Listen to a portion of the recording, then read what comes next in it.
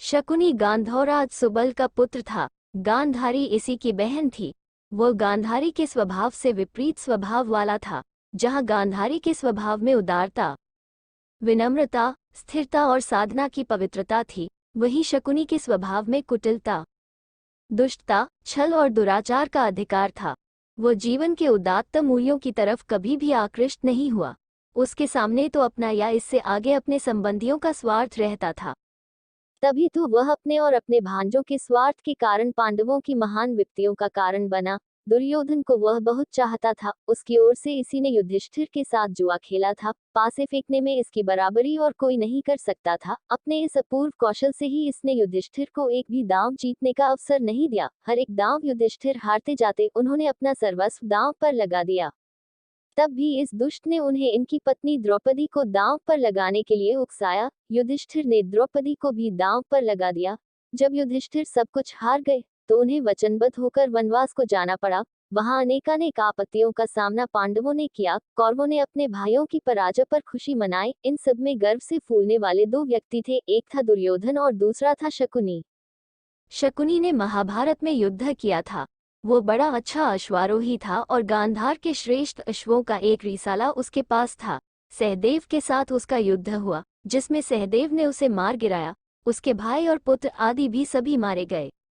शकुनी सदा दुर्योधन की हाँ में हाँ मिलाना जानता था। कभी भी नेक सलाह उसने दुर्योधन को नहीं दी। कहा जाता है कि वह हस्तिनापुर में किसी राजनीतिक उद्देश्य के कारण ही रहता था। उसी कारण संभवतया गांधार राज सुबल ने अपनी पुत्री गांधारी का विवाह अंधे धृतराष्ट्र के साथ किया था। कुछ लोग तर्क रखते हैं कि आखिर तो शकुनी कौरवों का मामा था। फिर यदि उसने उनके भले के लिए कोई बुरा काम किया तो वह एक संबंधी के लिए स्वाभाविक ही है। कौन ऐसा होगा जो अपने संबंधी के भले के लिए प्रयत्न नहीं करेगा?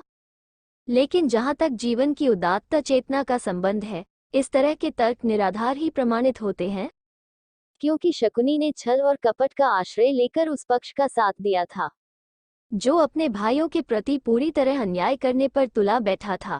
जिन पुत्रों को स्वयं माता गांधारी ने आशीर्वाद नहीं दिया था, उनको शकुनी ने अन्याय की ओर अधिकाधिक प्रेरित किया। शकुनी का ऐसा करना यही व्यक्त करता है कि उसके हृदय में न्याय और सत्य की प्रेरणा नहीं थी। वह तो एक कुटिल व्यक्ति था जो अपने स्वार्थ के कारण जीवन की उदात्त गरिमा को ठुकराकर कितने भी नीचे गिर सकता था। महाभारत के पात्रों में जहां एक तरफ जीवन की श्रेष्ठता और उदात्त गरिमा बोलती है, उसके विपरीत शकुनी जैसे व्यक्तियों में शूद्रत्व का भी रूप में हमें मिल जाता है।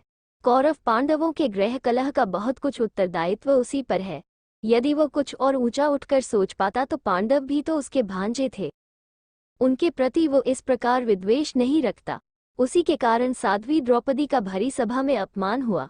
बाद में भी जब महाभारत का हाहाकार चारों ओर फैल चुका था, उसने अपनी कुटिलता नहीं छोड़ी थी। दुर्योधन ने द्रोणाचार्य से युधिष्ठिर को पकड़कर ले जाने की प्रार्थना की थी। वह चाहता था कि शकुनी मामा फिर युधिष्ठिर के साथ जुआ खेलकर उन्हें हरा दे और इस प्रकार उनको वनवास के लिए भेज दे, जिससे ये सारा युद्ध ही समाप्त हो जाए। उस समय भी शकुनी इसके लिए तैयार हो गया था। इस तरह देखा जाए तो पांडवों के कष्टों के लिए तो शकुनी उत्तरदायी है ही, बल्कि कौरवों के नाश का भी एकमात्र कारण वही है। यदि जाए के समय वह छल नहीं दिखाता तो पता नहीं कौरव कुल का इस प्रकार भीषण अंत होता या नहीं। शास्त्र में भी कहा गया है कि मातु सर्वनाश का कारण होता है।